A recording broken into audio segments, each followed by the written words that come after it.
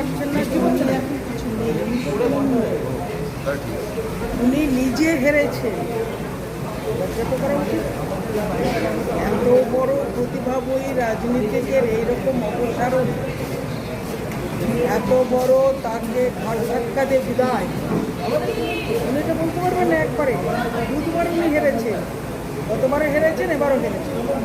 আপনি বুঝতে পারছেন না ওনার কী দাম আছে। বলতে মানুষ, ভবানীপুরের মানুষ ওনার কিছু দেবেন না, লজ্জা করা উচিত। তারপরে উনি নিজে কিছু ভাবছেন, নিজেকে সেই নিয়ে ভাবছেন, উনি সেই নিয়ে নেই। আর দিদি, দুদিনের জন্য রাষ্ট্রপতি শাসন, এটা একজন প্রাক্তন মুখ্যমন্ত্রীর মানে অভিপ্রায় হতে পারে? এটা কী ধরনের অভিপ্রায় না, উনি যা খুশি, আমি প্রথম সপ্তাহে কী বললাম, ওনার জীবন দর্শন, রাজনীতির দর্শনই হচ্ছে ছেড়ছাড়। যা খুশি সৃষ্টির বাইরে করব, সিস্টেমের বাইরে করব, যা খুশি করব। জীবনের শুরুটাই হয়েছিল কোনো কেন্দ্রীয় নেতৃত্ব, মহান নেতার গাড়ির বনেটের উপরে নাচ, কাজে কেন্দ্রিংটাও ওনার নাচ দিয়েছে।